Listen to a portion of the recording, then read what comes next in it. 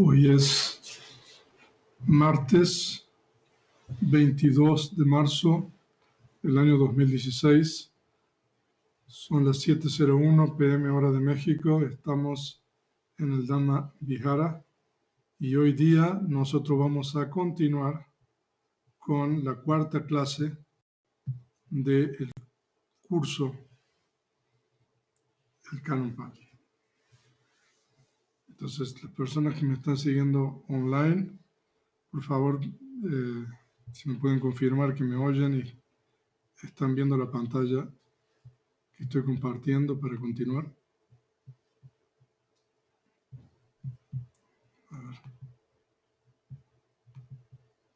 Ok, audio y video bien. Sí.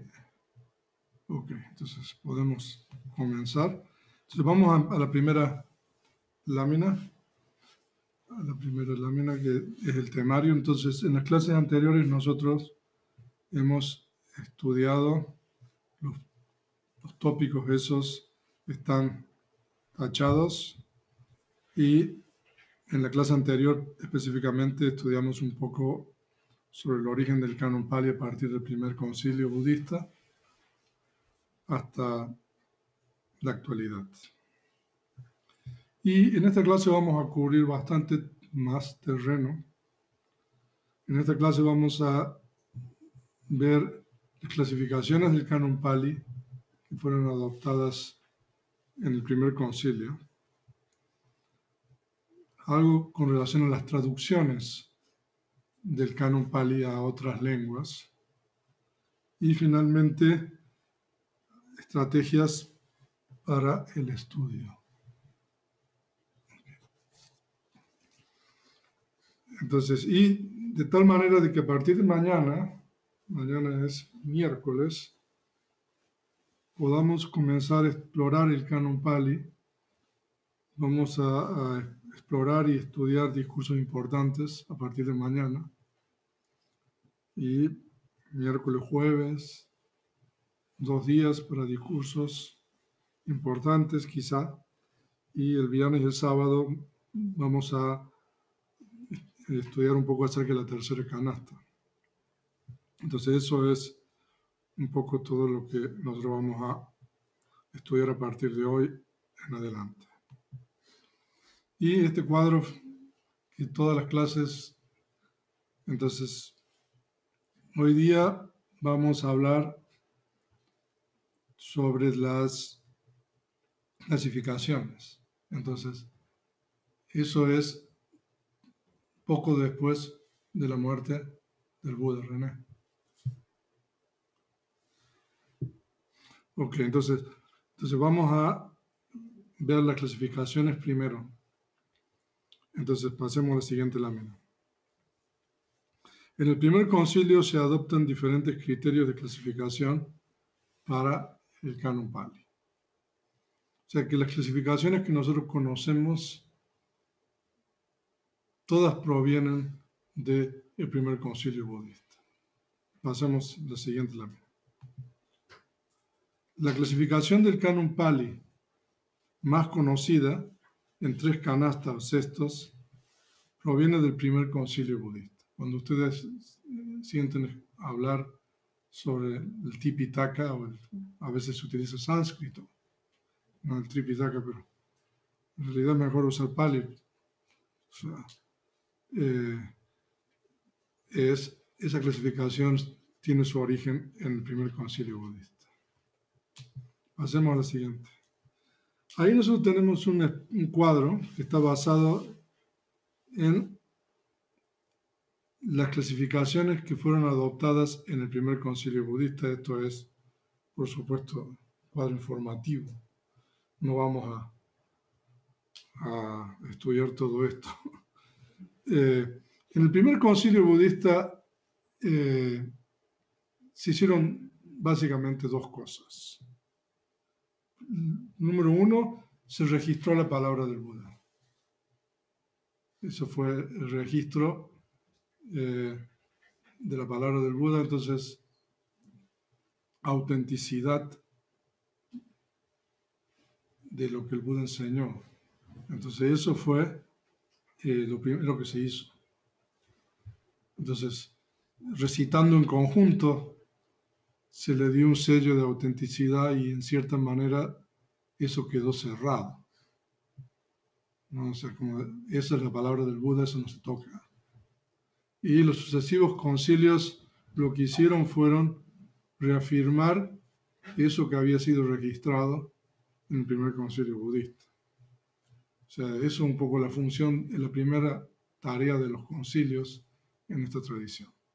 Entonces, en el sexto concilio, lo que se hizo se reafirmó lo que se había registrado en el primer concilio, pero por supuesto que se produjo una nueva edición del Canon Pali, mucho más accesible a la lectura. O sea, si ustedes ven las planchas esas de mármol que vimos ayer, ¿no? O sea, los libros en esa época eran así. O sea, que no había puntos, no había comas, no había ediciones. Las palabras, como es una lengua oral, están juntas por las cuestiones de combinación eufónica. Entonces, para una persona que tiene que leer eso, por ejemplo, que está en las planchas de mármol, o sea, un ejercicio enorme, primero de ¿cómo se dice? Separar para poder después entender. Entonces, el sexto concilio lo que hizo fue editar. Y de hecho, nosotros que estamos estudiando ahora el curso entre ellos Paco, ¿no? Nosotros editamos aún más, o sea, de que aún se puede editar más eh, para fines, digamos, de facilidad de entendimiento y de lectura, el Canon Pali del sexto concilio. Entonces, bueno, entonces la primera tarea fue el registro. Y la segunda tarea en el primer concilio fue la clasificación de lo que el Buda enseñó.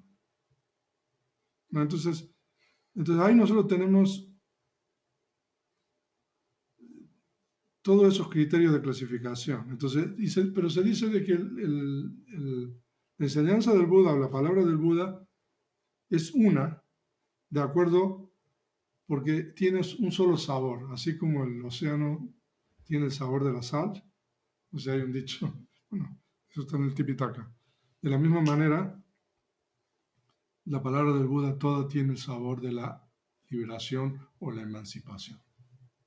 Entonces y después se dividen las enseñanzas en dos, de acuerdo a lo que vimos ayer en las palabras finales del Buda. Se recuerdan que el Buda le dice a Ananda de que el Dhamma y el Vinaya tienen que ser el maestro después de la muerte. Entonces esa es la clasificación en dos, ¿no? Y después, en las primeras, medias y últimas palabras, también ayer tocamos un poco su tema. Y ahí nosotros tenemos la clasificación en tres canastas: Vinaya, disciplina; Suttas, discursos; Abhidhamma, Abhidhamma. Esos son los tres canastas, es la clasificación más conocida de las enseñanzas del Buda. Y también hay una clasificación en colecciones, que no vamos a entrar ahora, y en partes, que tampoco vamos a entrar. Esa clasificación en partes es en realidad muy poco usada, ¿no? Las clasificaciones más usadas son en canastas y en colecciones. Y después en unidades, 84.000 unidades del Dhamma. Yo siempre le digo, si ustedes quieren poner en aprieto a algún monje, pregúntenle cuáles son esas 84.000. Nadie les va a poder responder esa pregunta. Entonces, no obstante, ahí en los comentarios se dan los criterios para encontrar esas 84.000, pero, o sea, eso también es una clasificación de lo que el Buda enseñó. Entonces, todas esas clasificaciones que nosotros tenemos allí fueron adoptadas en el primer concilio budista. Entonces, nosotros no vamos entrar mucho en esto, solamente vamos a ver un poco la clasificación en tres canastas. Entonces pasemos a la siguiente lámina. Entonces, ese pasaje que ustedes tienen allí es la traducción del comentario, donde en el comentario, en realidad el primer concilio y el segundo concilio, información sobre el primer concilio y el segundo concilio es canónica, está en la canasta de la disciplina. O sea, entonces, pero el comentario de este libro de la canasta de disciplina explica que las canastas son la canasta de la disciplina, que es el Vinaya Pitaka, la canasta de los discursos, que es el Sutta o el Sutanta Pitaka, y la canasta de la Abhidhamma, que es el Abhidhamma Pitaka. Entonces, esas son las tres canastas. Continuamos. Ahora, nosotros ayer vimos de que el Buda le dijo a Ananda de que del Dhamma y el Vinaya. Ahora, para evitar confusiones, ¿cuál es la relación entre la clasificación en Dhamma y Vinaya, o Vinaya y Dhamma, y la clasificación en tres canastas? ¿No? Ahora, arriba nosotros tenemos Vinaya y Dhamma, que son la clasificación en dos. El Vinaya siempre la canasta de disciplina, pero el Dhamma, de acuerdo con el comentario, significa la canasta de los discursos y la canasta de la Abhidhamma, ¿no? Porque, bueno, ayer Lucía preguntó online cuáles eran los argumentos de aquellos que decían de que la Abhidhamma no fue enseñado por el Buda.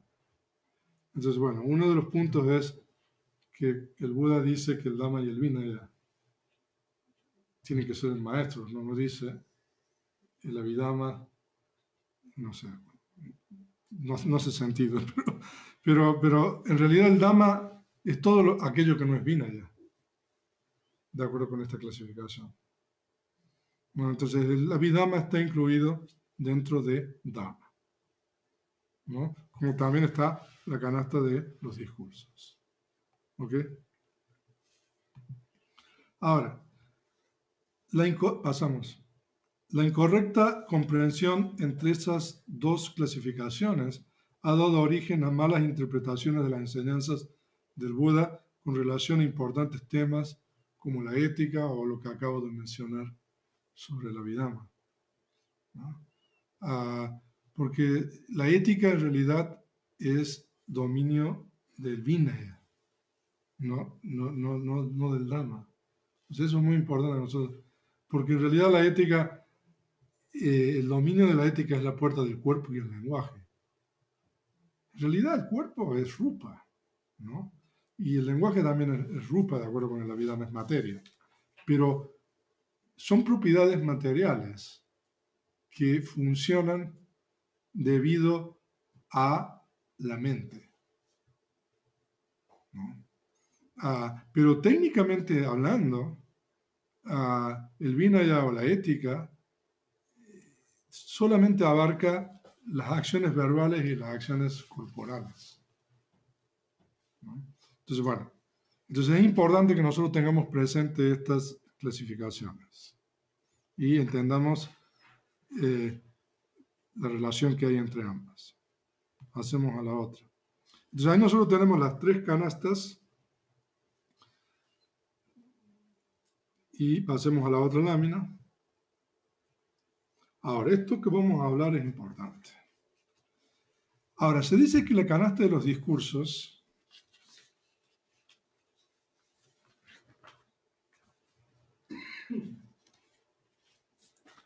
es, una instrucción de acuerdo con las circunstancias, porque aquí las enseñanzas se adaptan a las diversas disposiciones, tendencias latentes, temperamentos o inclinaciones de los individuos, ¿no? O sea, de que por favor uno tiene que entender bien esto que dice ahí. O sea, en las canastas de los discursos, el Buda enseña de acuerdo a quienes están frente a él. ¿no? Eso es lo preponderante en los discursos de que la enseñanza es, el Buda ajusta la enseñanza de acuerdo a estas cualidades, ¿no? Ahora vamos a volver sobre esto, pero pasemos. Y se dice que la canasta del Abhidhamma es una instrucción de acuerdo al Dhamma, porque aquí a los seres que perciben un yo o esto es mío, se los resuelve como una mera pila de damas. O sea, eso está tomado de los comentarios. O sea, por eso la traducción. Entonces, en el Abhidhamma no hay ninguna concesión con relación a los oyentes. Absolutamente nada. O sea, de que se dice de que en el Abhidhamma el Buda usa predominantemente la realidad última y no le importa quién está al frente de él, por decirlo así, ¿no? Ahora,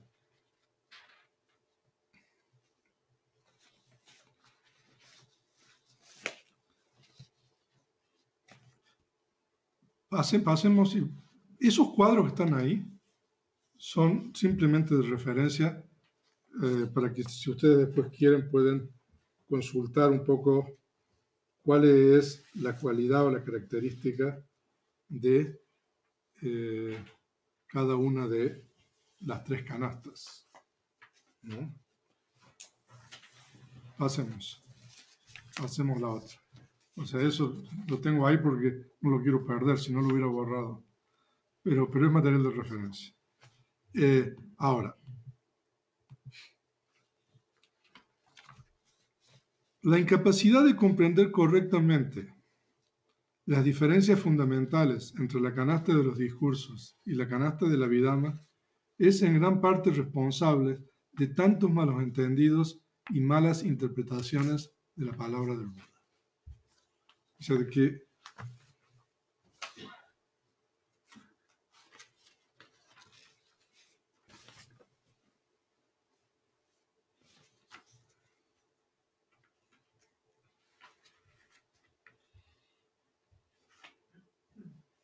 ok, todavía no.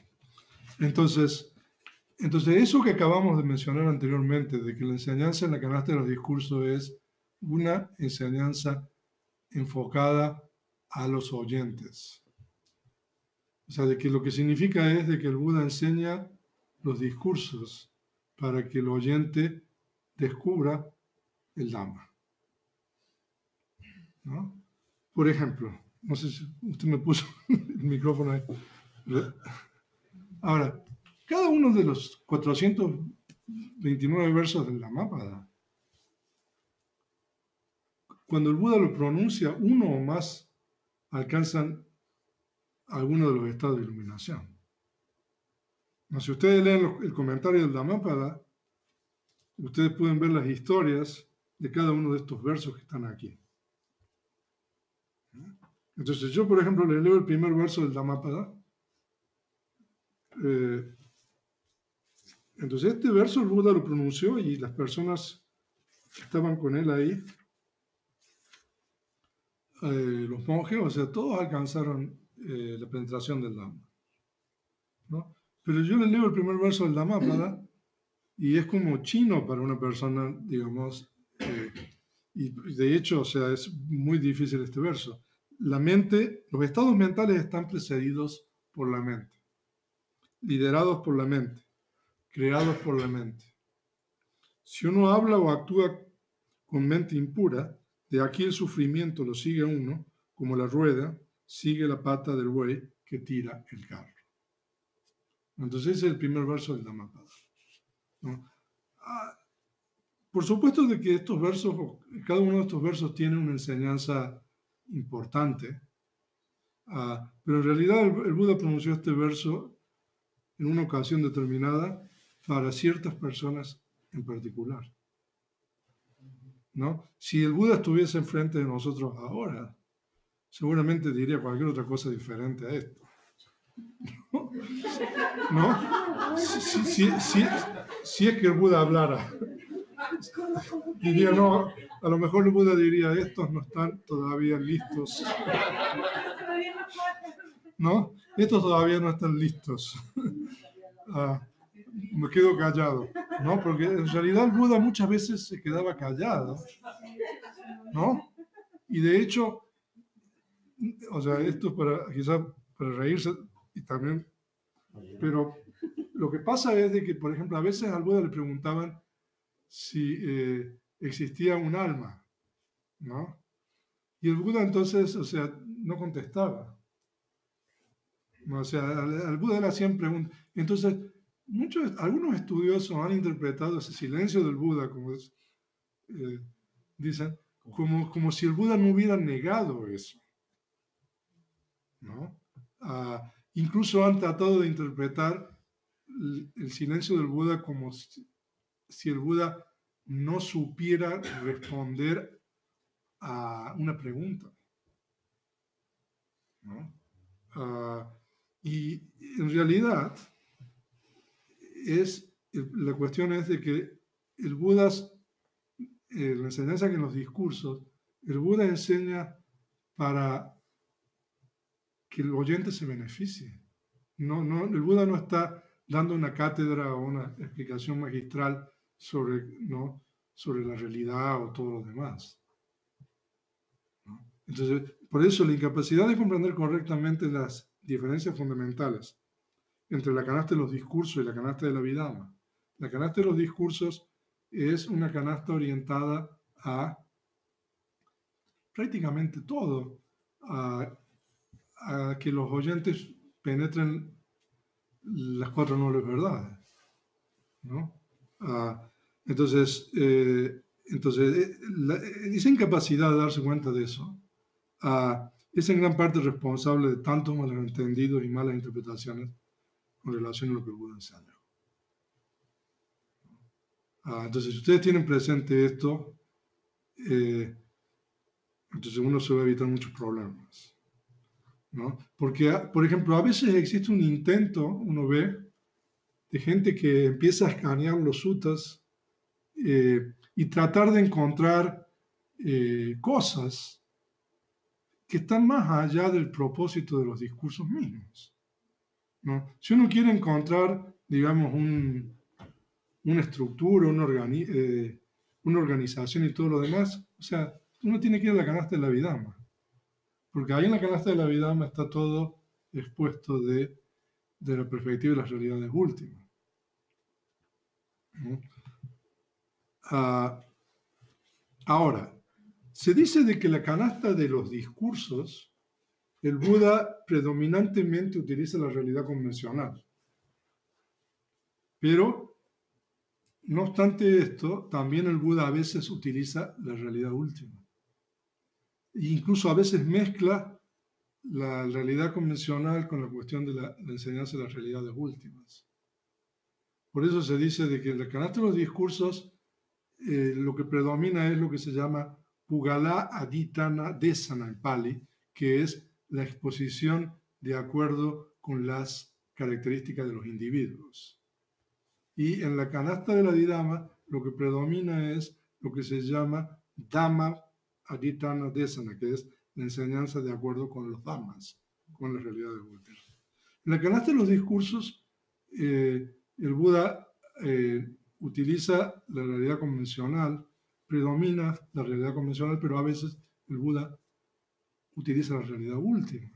Entonces, si uno no comprende cuándo el Buda está utilizando uno y cuándo está utilizando el otro, entonces también eso es motivo de confusiones.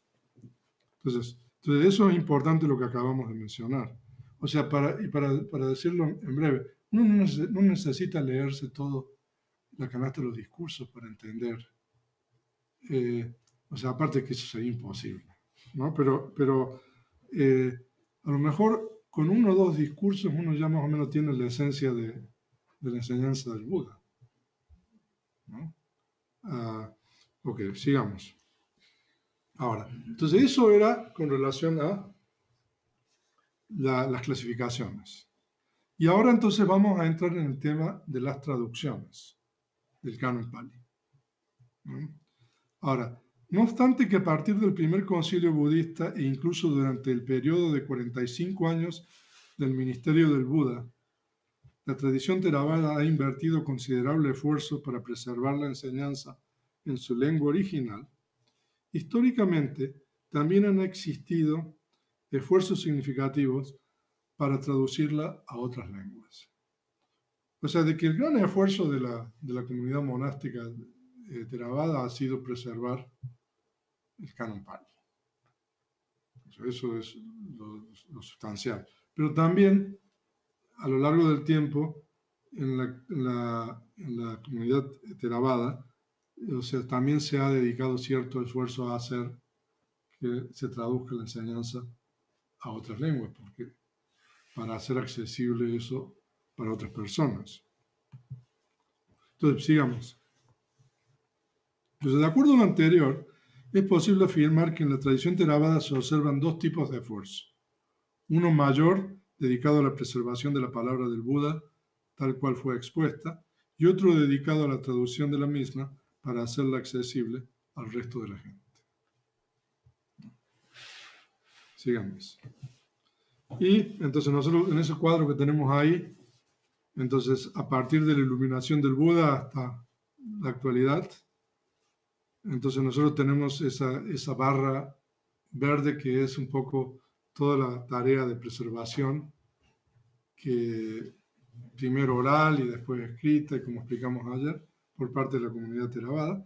Y a lo largo del tiempo, de ese tan largo tiempo, entonces hay esfuerzos para traducir el canon Pali a otras lenguas. ¿No? ¿Ok? Sigamos. Ahora, aún en la época del Buda se encuentra un intento por parte de dos bhikkhus para traducir la palabra del Buda al sánscrito védico. Vamos a ver este caso. Pasemos a la siguiente lámina.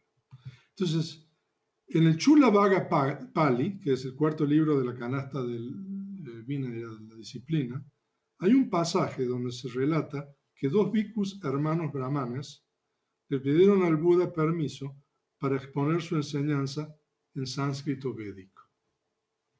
Entonces, este pasaje es bien importante porque entonces eso nos está a nosotros sugiriendo de que en la época del Buda, ¿no?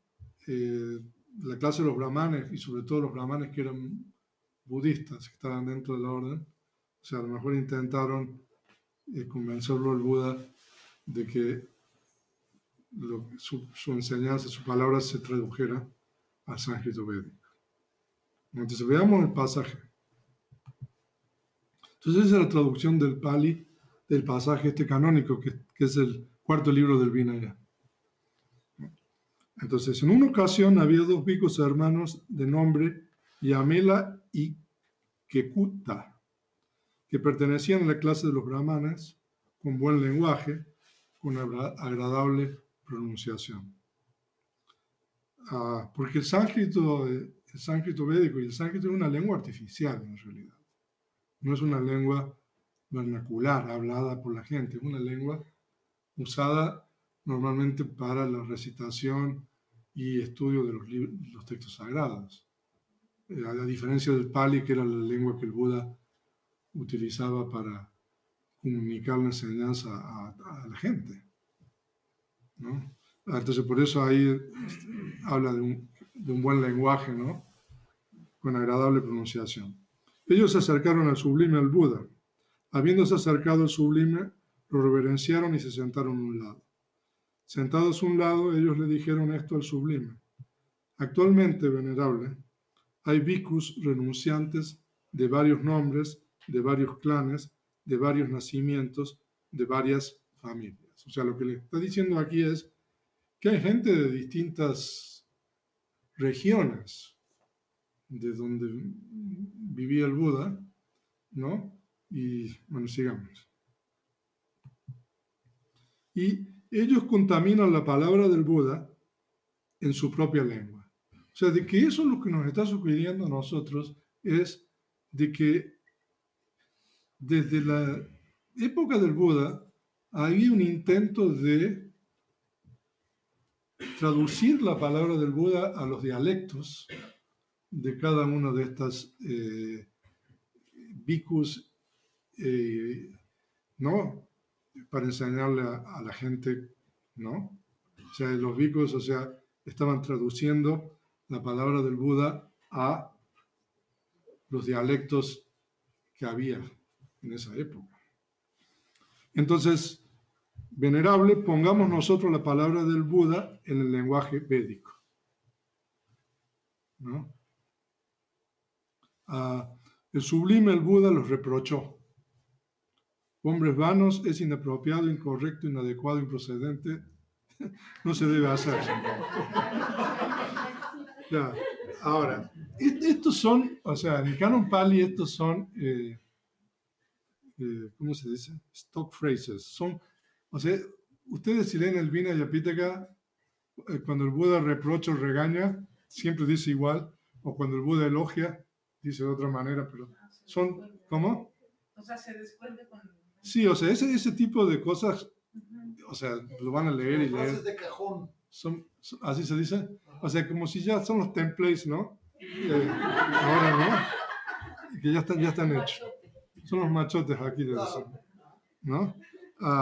Entonces el Buda los regaña, entonces, hombres vanos, ¿cómo vosotros habláis así? Venerable, pongamos la palabra del Buda en sánscrito védico, hombres vanos, esto no es para complacer a aquellos complacidos ni para el incremento de aquellos complacidos. Claro, lo que el Buda está diciendo es de que en realidad lo que al Buda le interesa es que la gente se interese en la enseñanza, el Dhamma. Por eso, no es para complacer a aquellos no complacidos. Aquellos no complacidos son aquellos que no son budistas, por decir así, ¿no? Entonces, si vamos a empezar a traducir distintas lenguas, va a ser una torre de Babel, ¿no? De la palabra del Buda, entonces no se va a saber. Por eso. O para el incremento de aquellos complacidos, bueno, esos que ya son budistas, ¿no? Se pueden complacer aún más. Entonces el Buda literalmente los reprocha o los regaña, como dicen aquí. Y entonces esta es la respuesta del Buda, que por supuesto de que ahora vamos a hablar un poco de esto, porque esto ha sido motivo de muchas controversias. Bhikkhus. La palabra del Buda no se debe poner en lenguaje védico. O sea, de que el Buda, ahí no hay ninguna duda con lo que está respondiendo, le está diciendo no. ¿No? Pero ahora, lo que dice el Buda ahora, a ver cómo.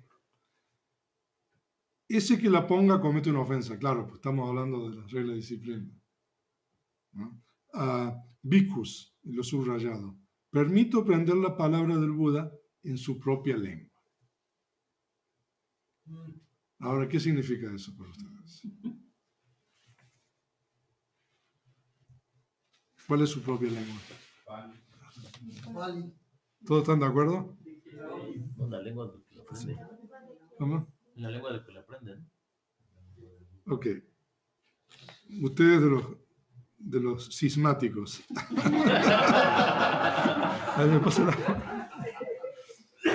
Resulta ser de que el comentario explica eso, ¿no?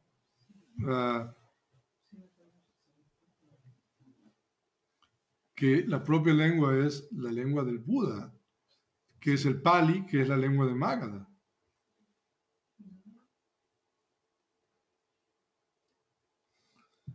Pero resulta ser de que cuando el budismo se empieza a estudiar en Occidente, hay algunos que empiezan a interpretar esto como la propia lengua es la lengua de aquellos que querían, que estaban traduciendo los dialectos, ¿no?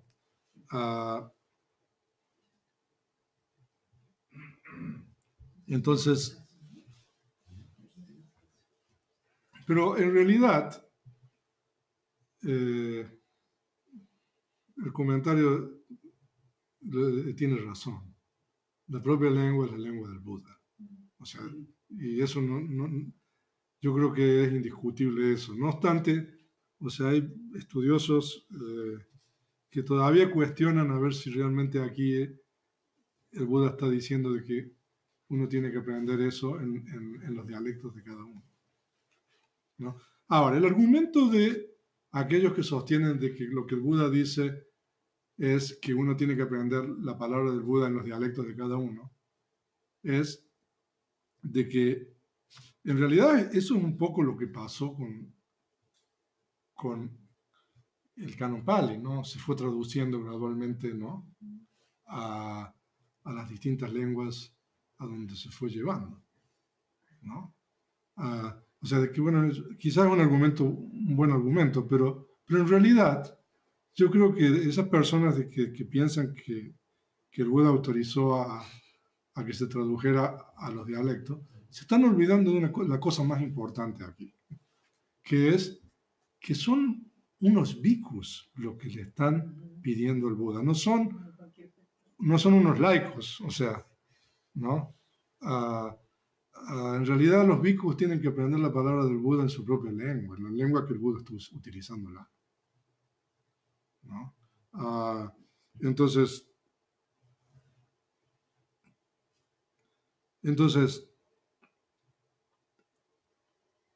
no obstante, esto es todavía objeto de controversia. No obstante, el comentario dice de que la propia lengua es la lengua de Magadha, que es la lengua que el Buda utilizó y que es el Pali, ¿no? Pero, o sea, si ustedes se meten en internet y van a encontrar ahí, o sea, porque claro, si uno interpreta ese pasaje como que el Buda está autorizando a traducir a otras lenguas, entonces eso nos lleva a otras conclusiones, ¿no? Pero claro, nosotros estamos hablando de bhikkhus y Geiger, que es el que les comenté, este estudioso alemán, también él sostiene de que la propia lengua es el Pali y que Buddhaghosa tiene razón. Y Geiger dice una cosa que es muy cierta.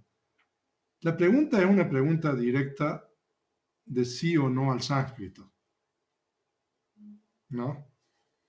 ¿No? O sea, la pregunta, lo que Geiger dice, y por eso es un buen argumento, es de que la pregunta es, ¿podemos al sánscrito sí o no? Esa es la pregunta. La pregunta no es si podemos traducirla a otras lenguas, ¿no? O sea, de que entonces por eso la respuesta del Buda es no al sánscrito y ya lo de los dialectos ya queda fuera, porque eso no es parte de la pregunta, ¿no? O sea, entonces por eso el Buda está diciendo que tienen que aprender en su propia lengua, ¿no? O sea, no en el sánscrito, el Pali. Además dice aprender, no enseñar, ¿no? Aprender, sí. Y es una operación mental diferente de enseñar. También eso es importante, claro. ¿No? Es aprender exactamente. Sí, y porque se trata de bhikkhus. No, ok. Entonces, bueno, ¿ustedes los disidentes? ¿Usted disidente? Me voy. No. Ok. Entonces, el caso anterior, pasemos, ¿no?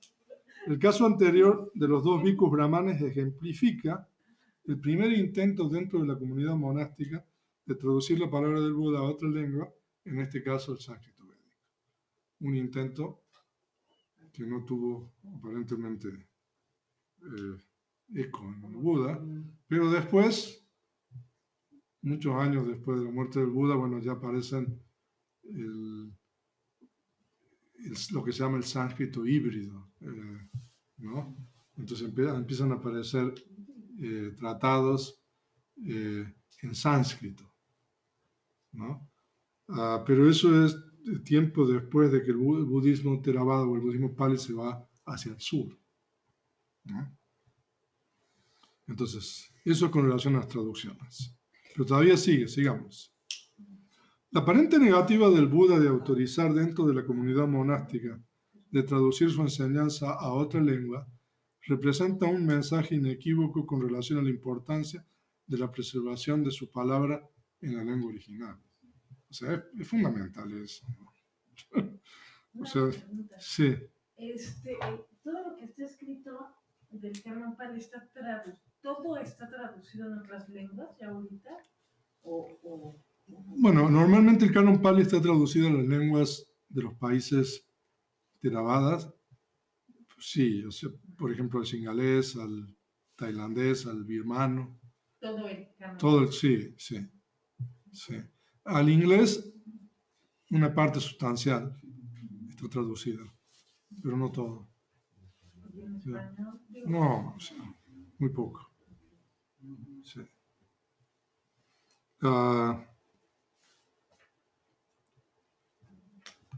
Ahora, conclusión de las traducciones. Pasemos. No obstante que dentro de la comunidad monástica se observa un esfuerzo inquebrantable para preservar la palabra del Buda en su propia lengua, históricamente, para hacerla accesible a aquellos fuera de la comunidad monástica, se van realizando traducciones. Primero las lenguas de los países donde el budismo Pali se estableció, como Sri Lanka, Tailandia, Myanmar, Camboya, Laos, y después, con el paso del tiempo, a otras lenguas como el inglés, el francés y el español. Aunque claro, en español prácticamente hay muy poco, pero en inglés hay una parte sustancial traducida, ¿no?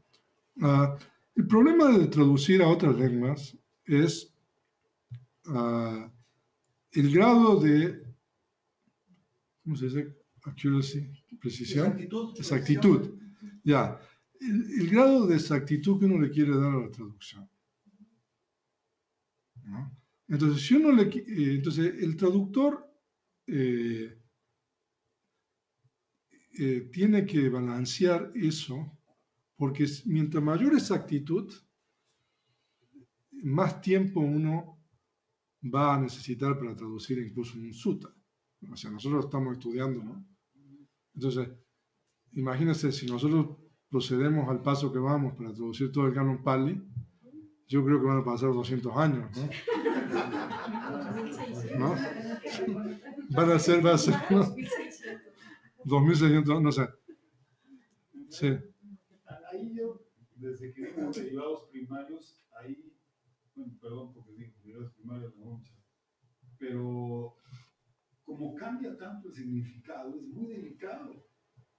O sea, el derivado primario lo lleva uno a otro contexto muy diferente a lo que uno puede pensar que es en español. Exacto. Entonces, si no tenemos a alguien que guíe bien, pues la traducción no va a estar correcta. Exacto.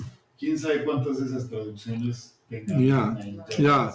Entonces, ese es un problema que el traductor se enfrenta. Digo, los traductores serios, ¿no?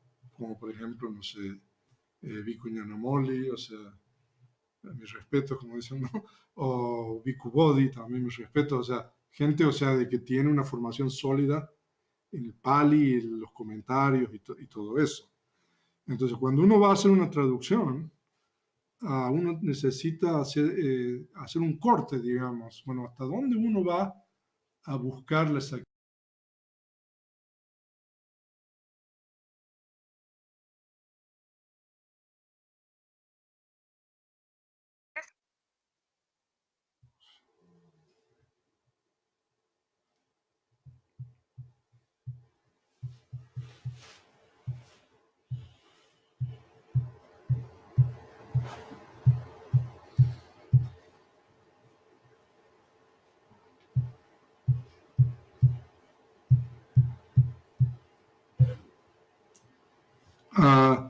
Entonces, uno tiene que hacer un equilibrio entre la precisión y la exactitud de la traducción, porque claro, el tiempo que uno tiene que dedicar es mucho mayor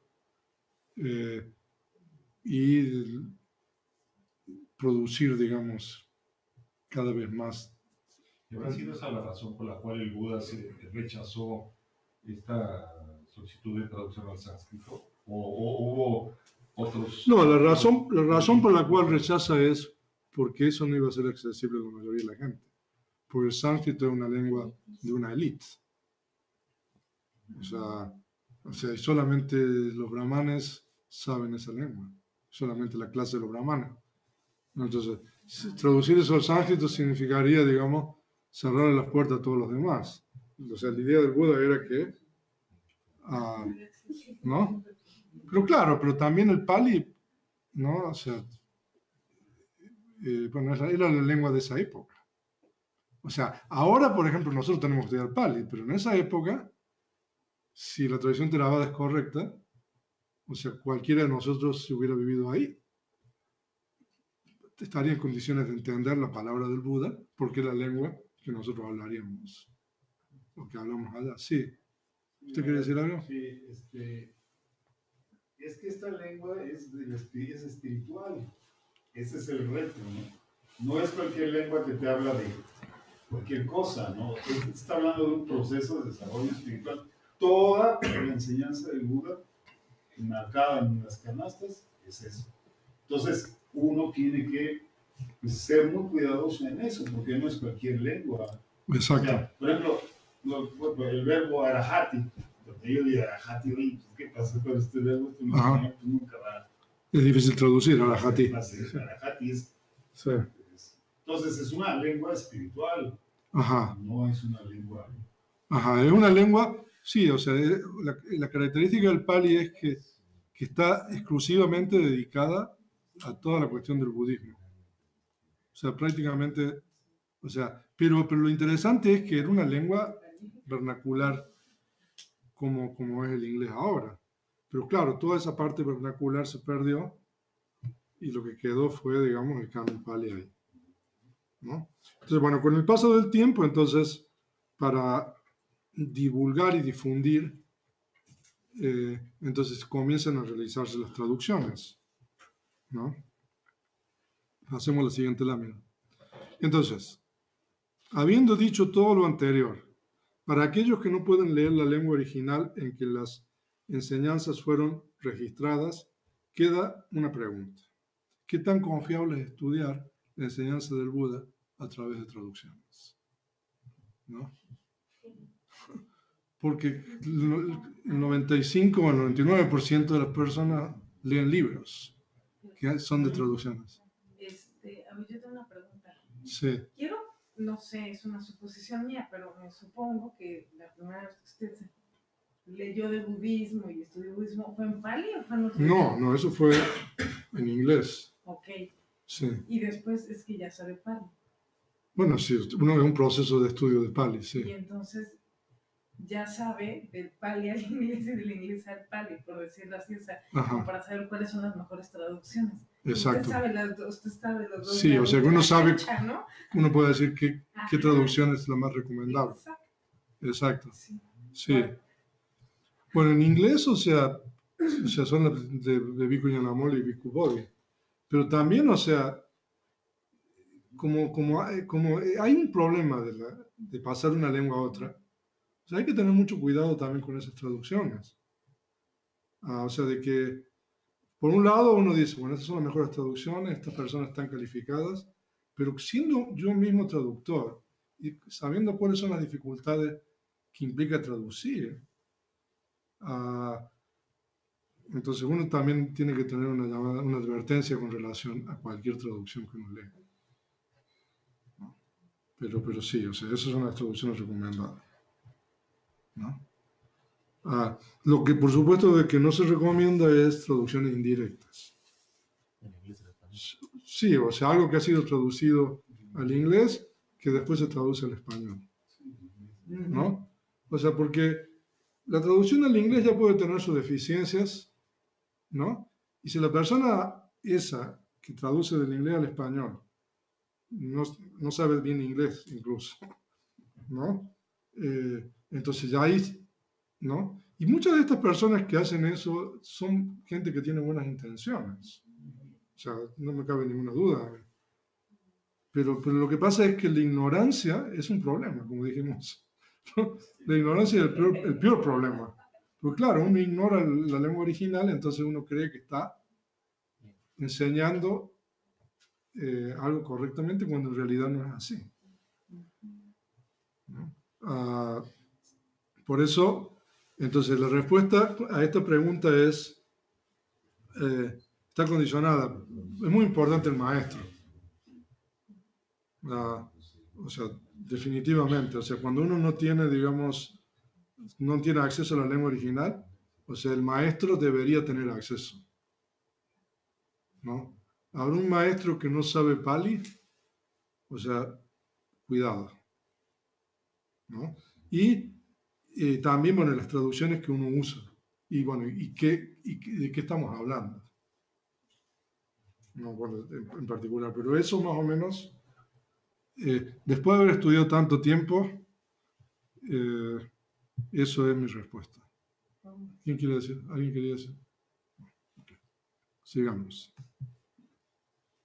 Entonces, considerando que la mayoría de las personas interesadas no está en condiciones de acceder a las enseñanzas en su lengua original del Buda, con el propósito de facilitar el aprendizaje y una clara comprensión del budismo Pali, he preparado la siguiente sección denominada Estrategias para el estudio.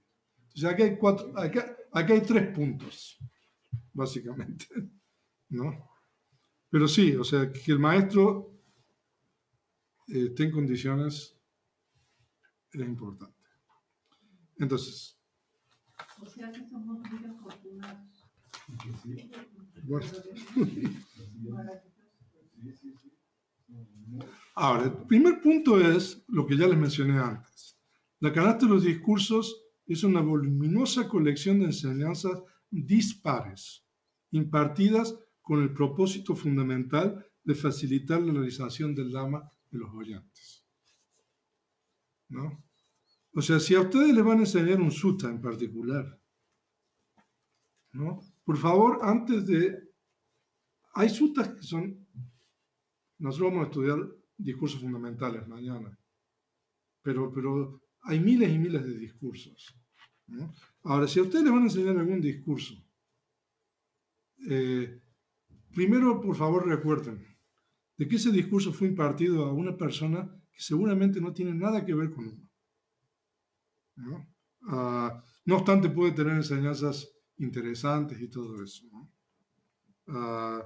O sea, como dijimos anteriormente, esas enseñanzas son personalizadas, custom made, ¿no? O sea, no son...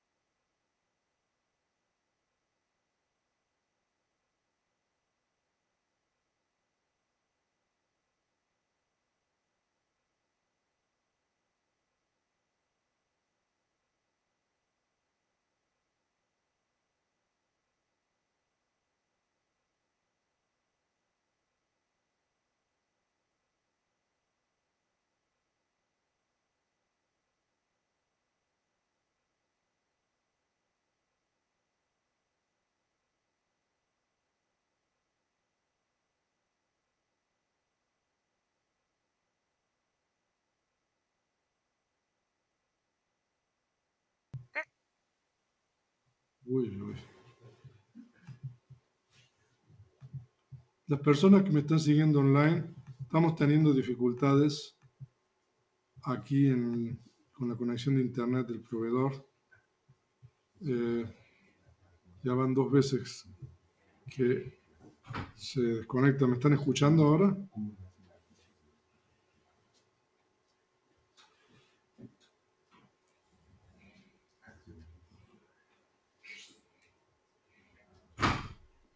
O sea, son 14 conocimientos.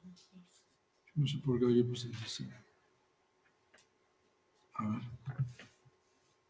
Ok. Ok. Una disculpa, pero aquí hay un problema con internet, pero ahora ya aparentemente se arregló. Entonces se dice de que el Buda tiene ciertos conocimientos que son exclusivos del Buda. Y hay otros conocimientos que son comunes con los principales discípulos, ¿no?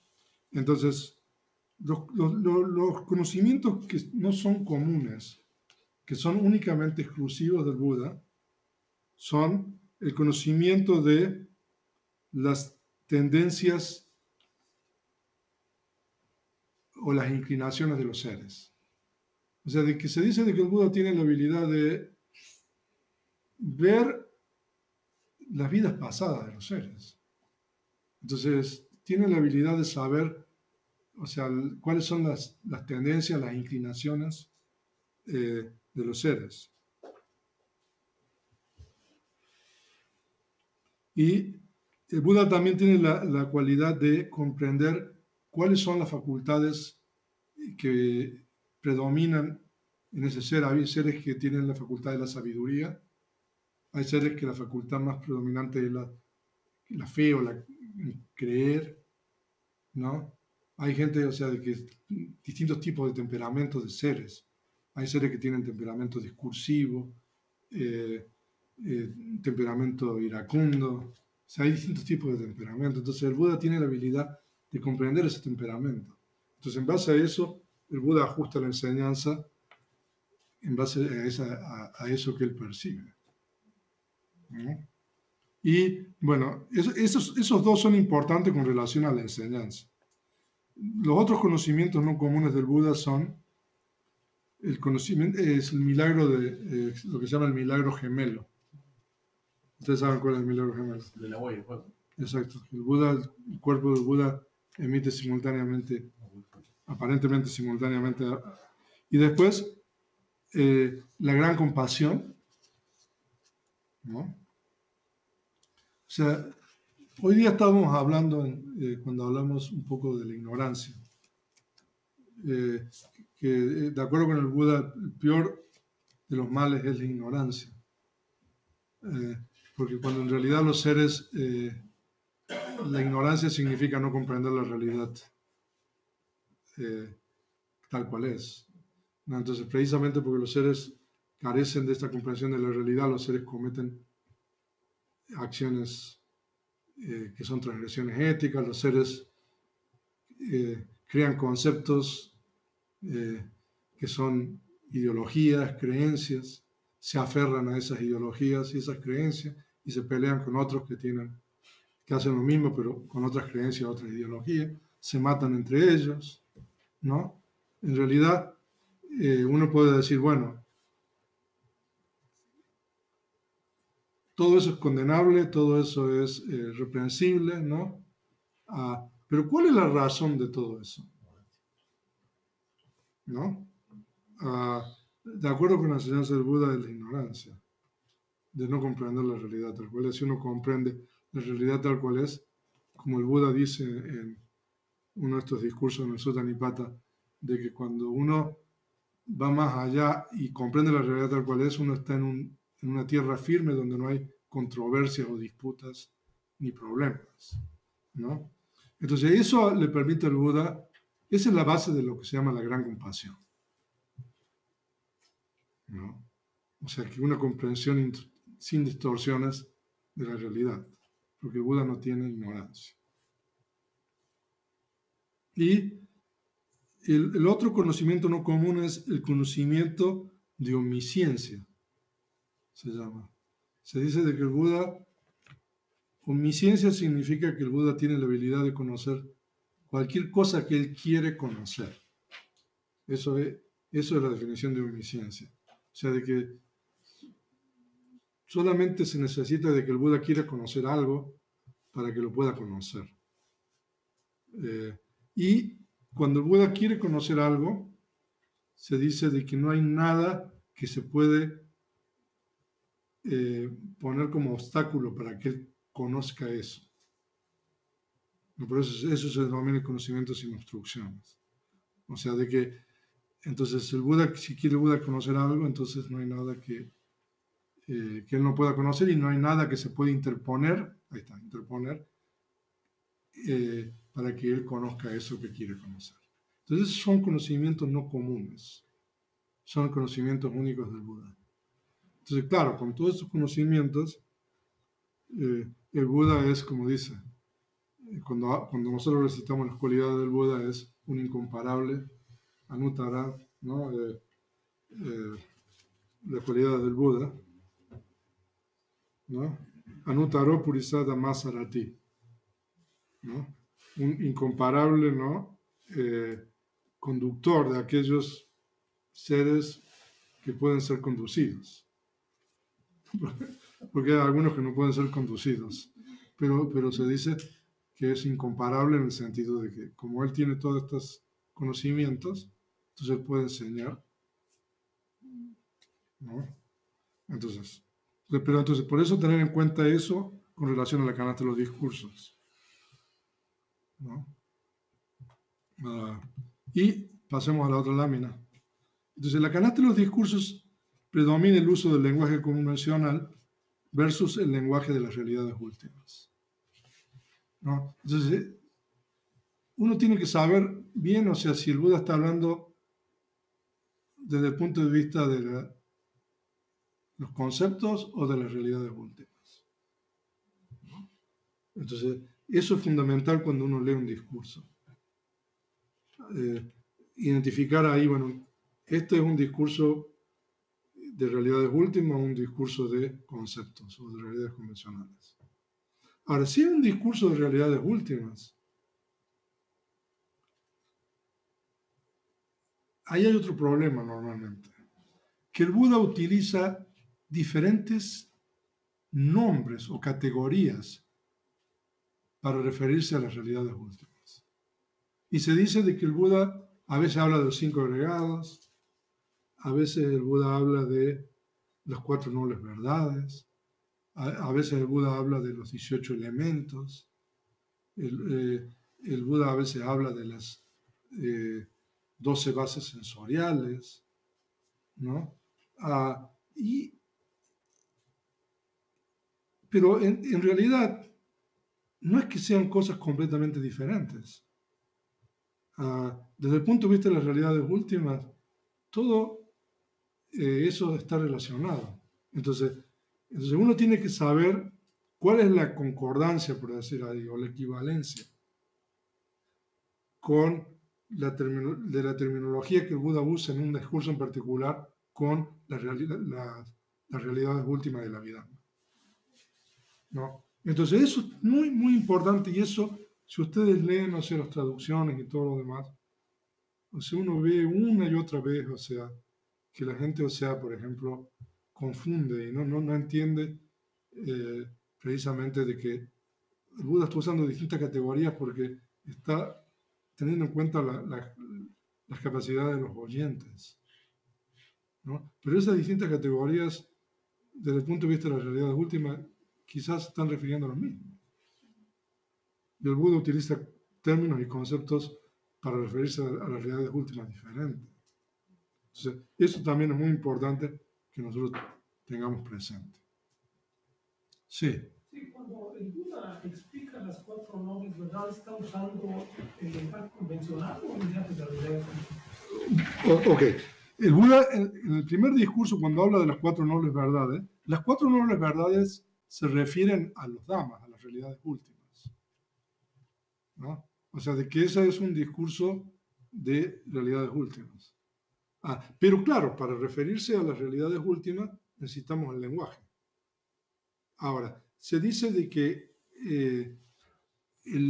los conceptos, y esto es muy genérico, pueden ser conceptos reales o conceptos irreales, ¿no? Un concepto irreal es un concepto que no se refiere a una realidad última. Como por ejemplo, si uno dice el yo, o el ego, o el alma, por ejemplo. O sea, es un concepto, es real como concepto, pero ese concepto no tiene un referente a nivel de realidad última. Entonces, como no hay un referente a nivel de realidad última, eso se denomina un concepto irreal. Cuando el concepto tiene un referente a nivel de realidad última, entonces eso es lo que se llama un concepto real. O sea que nosotros no podemos escaparnos del uso de los conceptos. Entonces, cuando nosotros usamos los conceptos en las suttas, en los discursos, entonces es importante saber si esos conceptos están apuntando, digamos, a otro concepto, que es muy posible en muchos casos, o si esos conceptos, como por ejemplo la primera noble verdad, dukkha, claro, eso también es una cuestión, ¿cómo lo traducimos? Pero dukkha es un concepto real, porque dukkha en realidad son los 5 agregados, ¿no? Entonces, bueno, eso está contestado. Ok, sigamos. Y entonces, por lo tanto, en relación a lo anterior, es necesario entender correctamente el sistema de 2 realidades enseñadas por el Buda, ¿no? Que es la realidad convencional y la realidad última. Entonces, y para poder estudiar las 2 realidades, entonces pasemos a la siguiente lámina, que es, yo creo que la última. El Abhidhamma es esencial, ¿no? Para adquirir una correcta y completa comprensión de la canasta de los discursos, ¿no? Pasemos a la última. Y la canasta de la Abhidhamma, que para algunos no fue enseñada por el Buda ni registrada en el primer concilio budista, es fundamental para poder entender correctamente la canasta de los discursos. O sea, de que esto es controversial, lo que es. En realidad, el venerable Usilananda siempre hacía hincapié sobre esto, ¿no? Y a medida que uno más estudia, uno se da cuenta de que lo que él decía es correcto, ¿no? Porque, por ejemplo, mañana vamos a estudiar el primer discurso, ¿no? Y mañana vamos a estudiar la descripción del Buda de la primera noble verdad. Ahora, si uno no tiene comprensión de Abhidhamma, o sea, uno tiene un conocimiento bastante parcial de lo que es la primera noble verdad. No estamos hablando del primer discurso solamente, ¿no? Entonces, claro, esto es problemático, porque la canasta de los discursos es la canasta más popular, ¿no? Es la más difundida, ¿no? Es la que normalmente todos tienen acceso. Pero en realidad eso que uno lee, sin tener un conocimiento de Abhidhamma, uno no tiene una comprensión correcta de eso que uno lee, que es la canasta de los discursos. Entonces eso es también algo que nosotros tenemos que tener en cuenta con las estrategias para el estudio. Entonces, ¿cuál es la recomendación? Estudiar Abhidhamma. O sea, si uno realmente quiere tener una comprensión de la canasta de discurso correcta, ¿no? Y acá, si quieres, yo les leo lo que decía el venerable. El venerable hace la pregunta: ¿es importante el conocimiento de la Abhidhamma? Si ustedes me lo preguntan, yo les diré que sí. El Abhidhamma no solamente es necesario, sino que, en mi opinión, es esencial para un correcto y completo entendimiento de las enseñanzas del Buda. Por favor, no se desanimen por lo que digo. Ustedes no entenderán los discursos correctamente y a fondo si no entienden las enseñanzas del Abhidhamma. Muchas enseñanzas en los discursos tienen que entenderse teniendo como base el Abhidhamma. Es algo como una guía para el entendimiento de la enseñanza de los discursos. O sea, es controversial esto, ¿no? Porque entonces primero uno tiene que estudiar Abhidhamma y después poder leer los discursos, ¿no? Todo lo contrario a lo que uno le han dicho. Entonces, en el Dhammapada, que pertenece al Sutta Pitaka, es el Dhammapada, el Buda dijo, incluso hay una placa ahí, allá afuera, no hacer ningún mal, cultivar el bien y purificar la mente. Esa es la enseñanza de los Budas. Ahora, si evitamos lo malo, tenemos que saber qué es lo malo, ¿no? Que es, algunas veces podemos pensar que algo es malo, pero no es malo, ¿no? Otras veces podemos pensar que algo es sano, pero es insano. O sea, necesitamos entender qué es lo malo y qué es lo bueno, ¿no? Esto lo podemos entender con la ayuda de la Abhidhamma solamente, ¿no? El Abhidhamma nos enseña que cualquier cosa que está asociada con el deseo, odio o ignorancia es mala, es insana. Lo opuesto a estas tres raíces es lo sano, que es el no deseo, el no odio y la no ignorancia. Si ustedes no saben Abhidhamma, pueden perderse en cuanto a lo que es malo y lo que es bueno, ¿no? El Buda dijo en algunos discursos, un monje desarrolló el sendero. La conciencia del sendero es un tipo de conciencia que surge en el momento de la iluminación. De acuerdo con el Abhidhamma, la conciencia del sendero surge solamente una vez. O sea que en realidad desarrolló el sendero no es, ¿no? Nunca se repite la conciencia del sendero. El Buda dijo en ese discurso que el monje desarrolla el sendero. De acuerdo con la enseñanza del Abhidhamma, la conciencia del sendero solamente surge una vez. Lo que hay que entender en este pasaje es que el monje practica meditación a fin de alcanzar los altos estados de iluminación, el más alto sendero. Si no entendemos así, entenderemos incorrectamente, ¿no? Hay muchos conceptos como este en los discursos. Sin el conocimiento de la Abhidhamma, ustedes siempre entenderán mal o no entenderán correctamente. En mi opinión, el Abhidhamma es esencial para un correcto entendimiento y para el completo entendimiento de la enseñanza de los discursos. Ahora, para terminar esta clase, si hay alguien que a ustedes le dice que el Abhidhamma no es importante, o sea, yo creo que la primera pregunta que ustedes tienen que hacerle a esta persona es si estudió el Abhidhamma, ¿no? O sea, ¿no? Para poder, o sea, ¿no? Porque muchas veces estas personas repiten algo que han escuchado de otros, ¿no? O a veces ustedes van a escuchar incluso monjes que dicen que la Abhidhamma no es importante, o que dicen, por ejemplo, que los comentarios no son importantes. Entonces, la primera pregunta que uno tiene que hacerle es si ha estudiado los comentarios, ¿no? Porque de esa manera uno puede entablar una discusión seria para entender el punto de vista. Pero si la respuesta es no, que yo creo que el 95% de las veces va a ser no, entonces por favor no le pongan atención a eso, ¿no? Porque en la actualidad hay digamos, esa creencia, digamos, que el Buda no enseñó Abhidhamma, de que la Abhidhamma realmente no es importante. De hecho, en el único país Theravada que prácticamente se estudia la Abhidhamma es en Myanmar.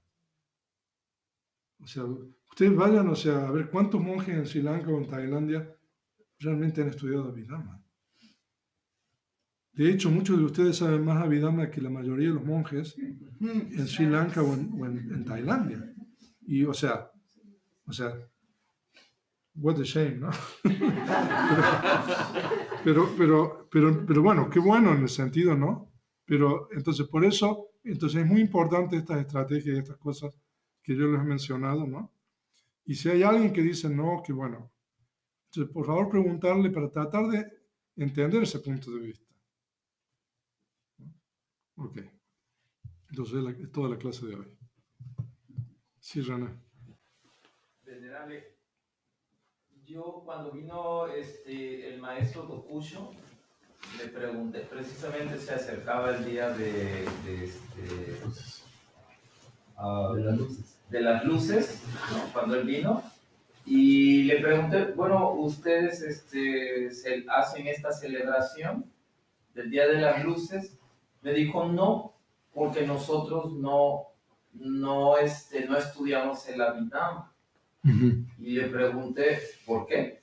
Me dice, porque nosotros creemos que esto no fue enseñado por el Buda. ¿Sí? Y bueno, él es un monje zen. Y yo me pregunto, bueno, entonces, ¿qué enseña estas corrientes o estas corrientes budistas que no han estudiado el Abhidhamma? Que no le dan la importancia, ¿no? ¿Qué enseñan?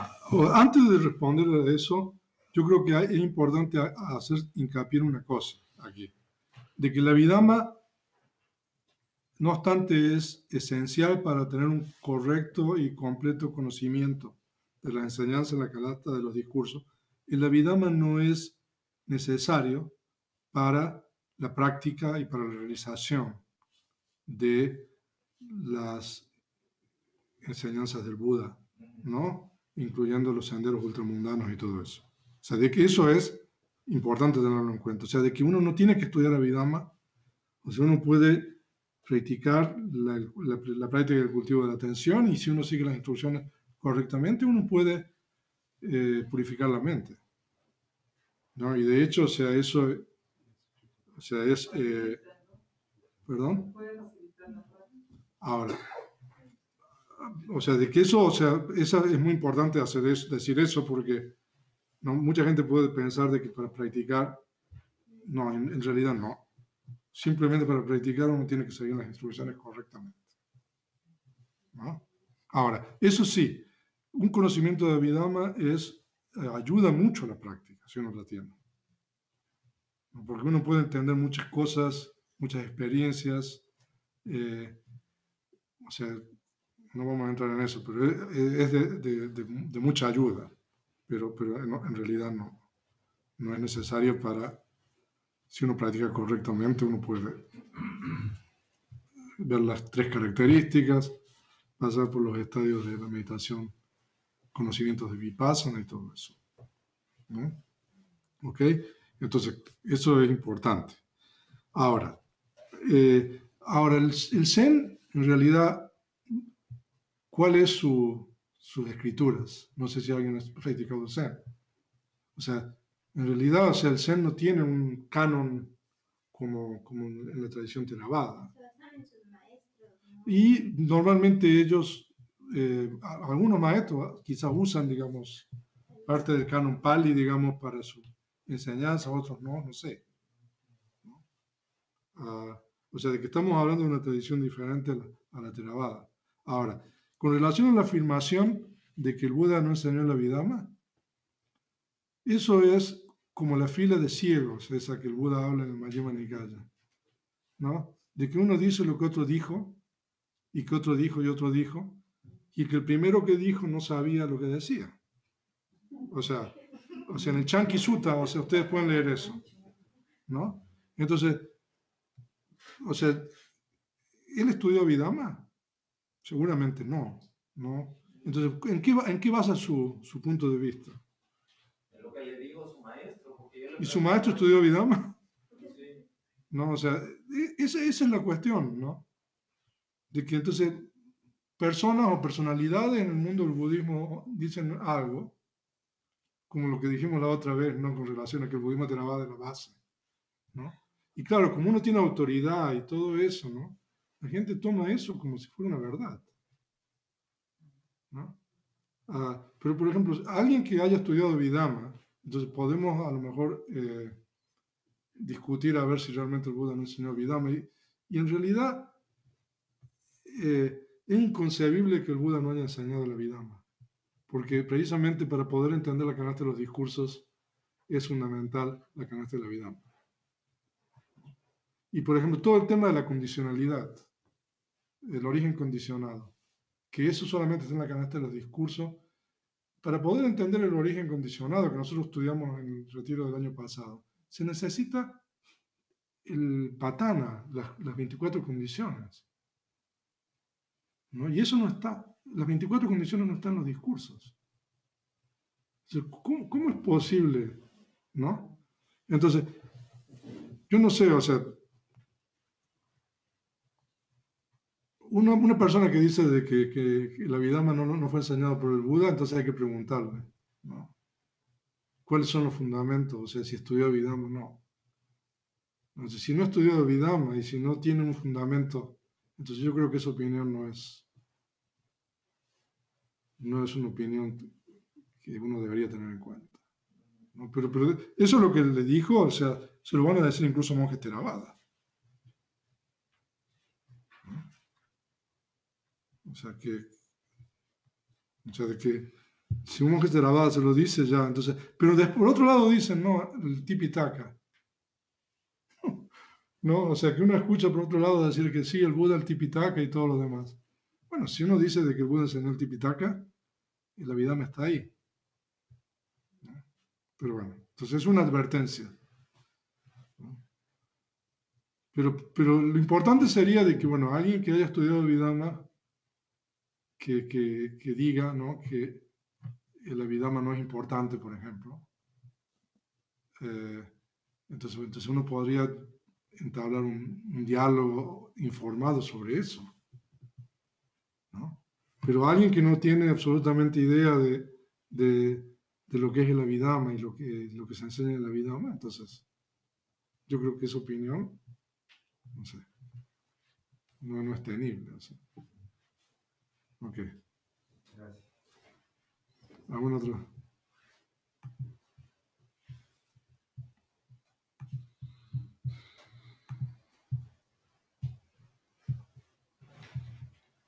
Por eso, o sea, cuando ustedes le digan eso, yo creo que uno tiene que preguntarle, bueno, ¿por qué? ¿No? Usted estudió Abhidhamma. ¿Por qué el Abhidhamma no fue enseñado por el Buda?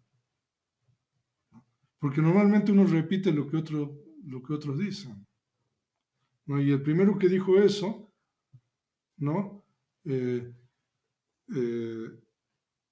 Tampoco a lo mejor sabía lo que estaba diciendo. Pero claro, como una persona renombrada, entonces es como si la opinión tuviera peso.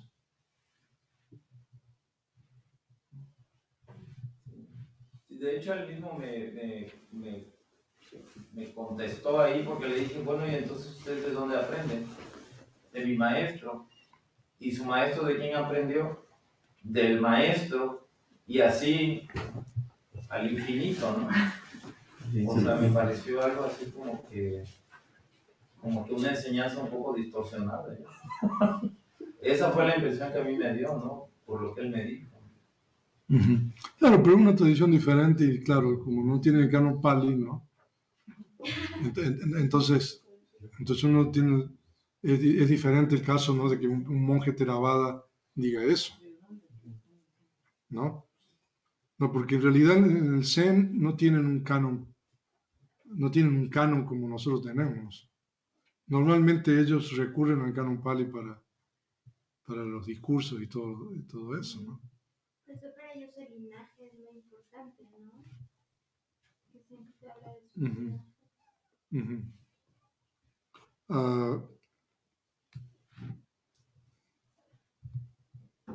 Bueno,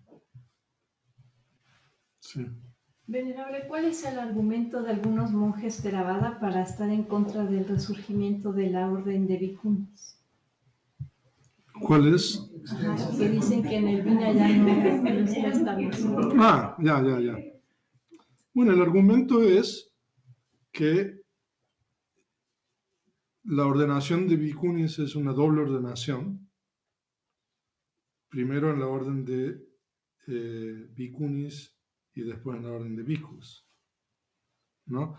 Y como la orden de Bhikkhunis desapareció, o sea, eso es el argumento, históricamente entonces esa orden no se puede volver a restablecer porque eso es el dominio del Buda. O sea, lo que dicen es de que la ordenación, que el Vinaya la canasta de disciplina es el dominio del Buda. Y que, como eso del dominio del Buda no es la autoridad de un monje o de unos monjes, cambiar eso. Ese es el argumento. ¿No? ¿Y usted qué opina, Renato?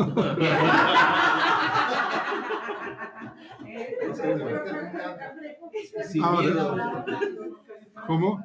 Ahora, o sea, yo opino lo siguiente. Ahora, pero claro, y esto en realidad también el Bhikkhu Bodhi lo dijo. Si el Buda estuviera aquí ahora, ¿qué es lo que haría? ¿No? Seguramente el Buda permitiría eso, ¿no? O sea, de que a mí, o sea, el camino medio yo creo que es importante, ¿no? O sea, pero claro, pero también yo opino de que debería haber un consenso a nivel de la tradición para evitar, digamos, los problemas que hay ahora. Y yo no sé si realmente eso se puede lograr. ¿No? Entonces, lo que está pasando es de que no hay consenso. Y entonces hay una especie de, ¿no? Bueno, dentro del budismo no hay violencia, ¿no? Pero sí, o sea, entonces, pero para eso quizás se requeriría un concilio, ¿no? En la cual hubiera, digamos, un entendimiento de la situación, porque el mundo en el siglo XXI es muy diferente, ¿no? Al mundo en el siglo, digamos, que el Buda vivió. Pero claro, o sea, el argumento de la ortodoxia, digamos, sobre todo de los países del sudeste de Asia, o sea, es un tema que como si, o sea, que no se puede ni tocar eso. O sea, es tabú incluso eso, ¿no?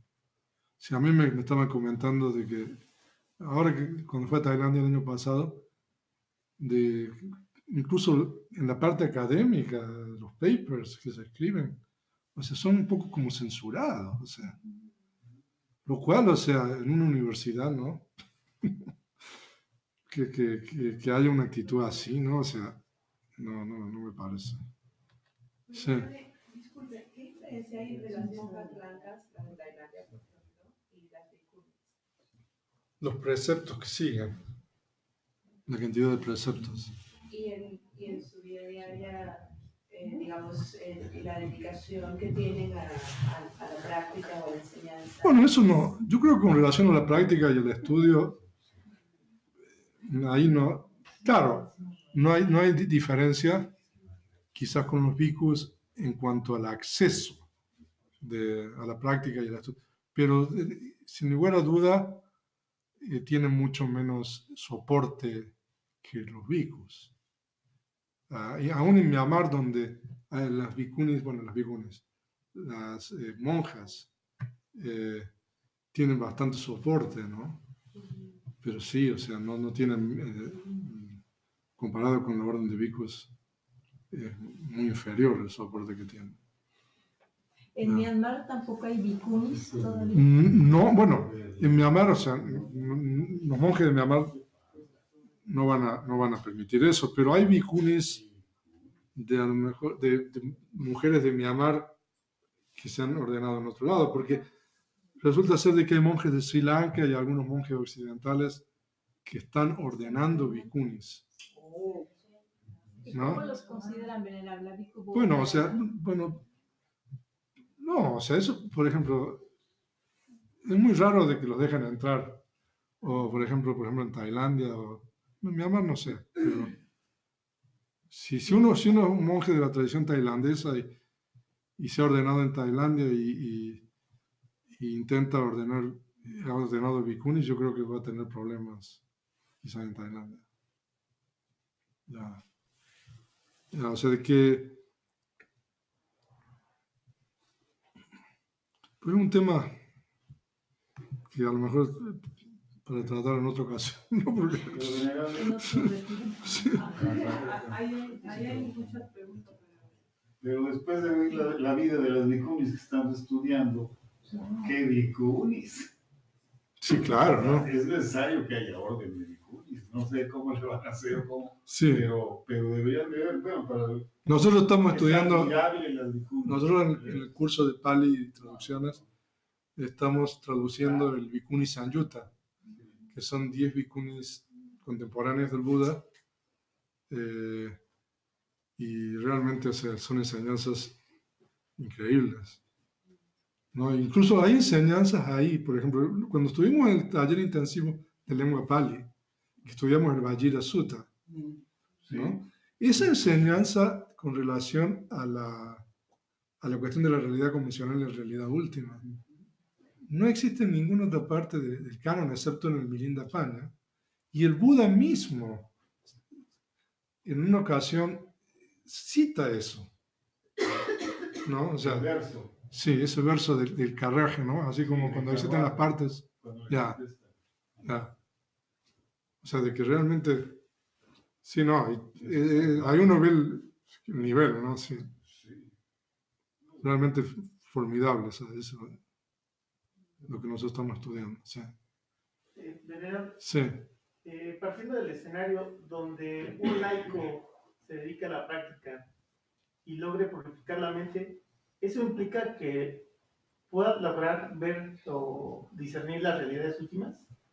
sí, claro. No, bueno, nosotros estamos diciendo, estamos viendo las realidades últimas ya.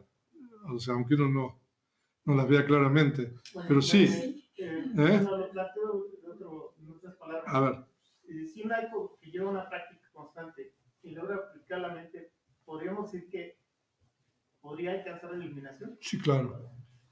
Sí, Sin necesidad de estudiar el Abhidhamma. sin necesidad.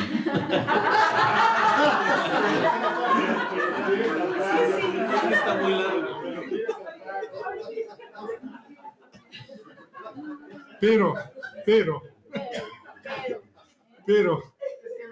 Pero, cuando usted empieza a practicar y empieza a ver un poco más las realidades últimas, va a venir a estudiar Abhidhamma. Se lo puedo asegurar. ¿Cómo? Para ver qué estoy viendo. Sí, a ver, ¿cómo es esto? Sí. Sí, o sea, de que en realidad el Abhidhamma, el interés en el Abhidhamma se despierta un poco a través de la práctica, ¿no? Y también el entendimiento del Abhidhamma, si uno practica, es mucho mayor que si uno estudiara el Abhidhamma. No creo que si uno no practica pueda interesarse o gustarle el Abhidhamma. Pero sí. Usted, sí. Bueno. Yo quisiera un comentario y también una pregunta. Quedó la impresión de que en el budismo zen no hay textos canónicos, pero en realidad sí los hay, que son los suttas. Claro que, digamos, en el budismo zen se enfatizan algunos suttas como el Sutra del Corazón y otros. Exacto. Pero sí hay textos canónicos. Exacto. Ahora, uno de los problemas que yo veo es que las tradiciones budistas en el mundo han crecido dándose la espalda unos a los otros, ¿no? Sí. Hay muy poca comunicación. Bueno, hasta ahora que empieza a haber. Exacto.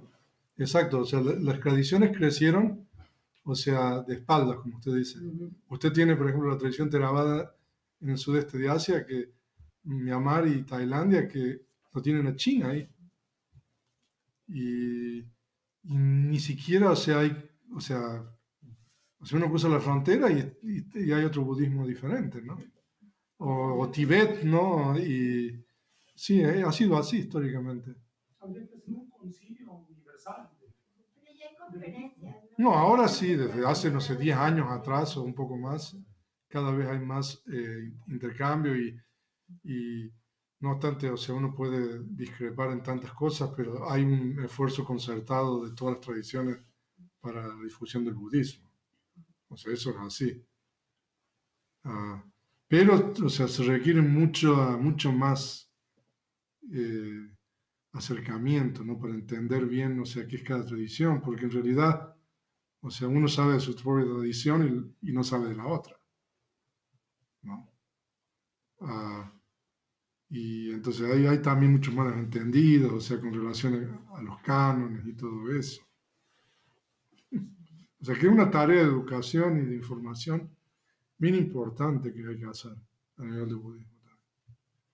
Y la pregunta sería, ¿por qué no se escribió las enseñanzas del Buda en Pali? O sea, el argumento que se dio para que el Buda rehusara escribir en sus enseñanzas en sánscrito védico era que no estaba accesible a la gente, ¿no? ¿Por qué no se escribió en Pali? Bueno, no, traducir significaba no escribir ahí, sino, digamos, pasarlo al sánscrito védico. O sea, no se escribía en Pali. No, en esa época no. O sea, el Buda hablaba y se memorizaba lo que decía. ¿No? No, la escritura incluso de las tradiciones de las védicas y los Upanishads, que son más o menos cerca de la época del Buda, todo eso se escribió mucho después. Así que, usted, Alina, que sí. Sí, siento que le contestó el Buda a los bhikkhus que no, que en sánscrito védico no.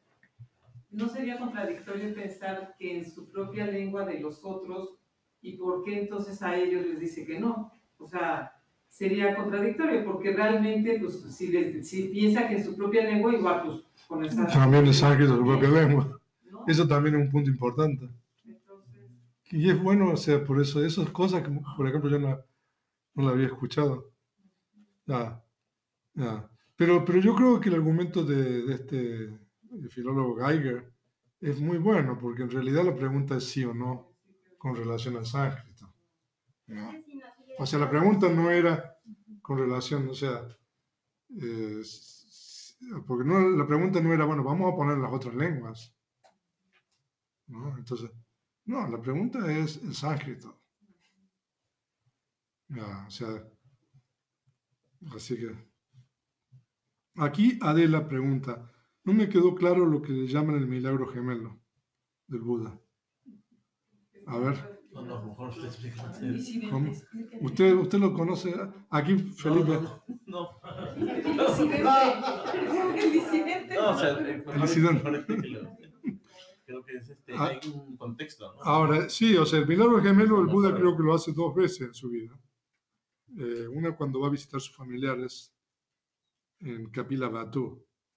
Y después, el 7º año, al comienzo del retiro de lluvias, el 7º año después de su iluminación, se dice en Savatthi, incluso uno puede ir al lugar ahí donde se dice que el Buda hizo el milagro ese. Hasta uno tiene que subir arriba, es un mecori. Se dice de que el Buda ahí, ante una gran multitud de gente, o sea, hizo varios milagros. El milagro gemelo es que el Buda entra en casinas, utiliza las casinas fuego, la casina agua, entonces, y después que entra en esas casinas, son meditación de tranquilidad, llanas, son unos discos. Entonces el Buda entra en esos conocimientos directos que su cuerpo emite agua y fuego, aparentemente simultáneamente. ¿No? Y la razón por la cual hace ese milagro es para que sus oyentes desarrollen fe en su iluminación.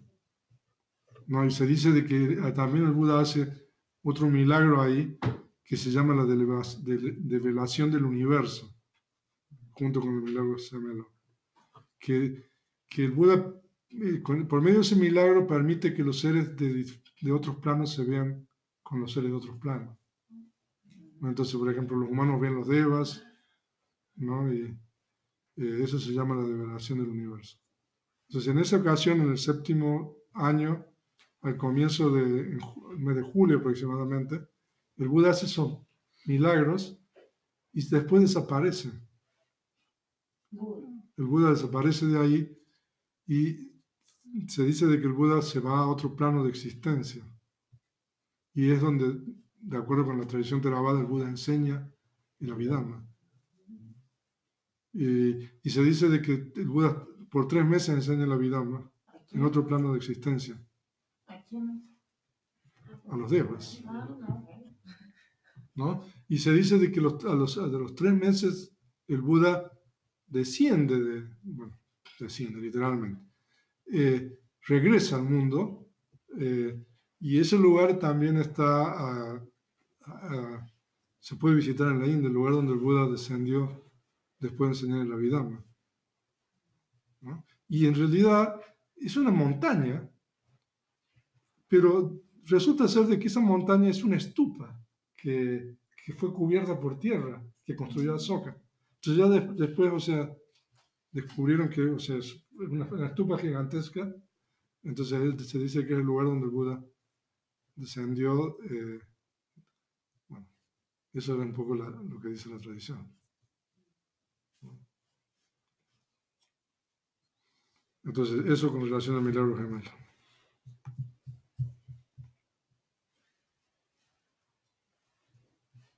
¿No me preguntas? Bueno. Una pregunta más breve. ¿Cuándo se acuña el término canon pali? Porque son Ahora, el término pali, el término canon. bueno, canon, pero el término pali, bueno, el término pali existe como una voz en el canon, que pues, significa una represa, tiene varios significados, pero el término pali en los comentarios se utiliza para referirse a la palabra del Buda, ¿no? O sea que, por ejemplo, Buddhaghosa muchas veces dice, esto está en el Pali, ¿no? Entonces, eso significa de que es la palabra del Buda. Entonces, es posible de que de ahí venga, digamos, el nombre de la lengua, ¿no? Porque en realidad el término Pali tiene un significado específico en los comentarios para referirse únicamente a lo que el Buda habló. Entonces, se ve que con el paso del tiempo, entonces el significado específico de la palabra del Buda se expandió para representar a toda la lengua. Pero en realidad no hay forma, no hay registros, o sea, que nosotros tengamos para saber cuándo fue eso. No. Ok. Perdón, ¿es Sí. muy difícil aprender Pali? Sí.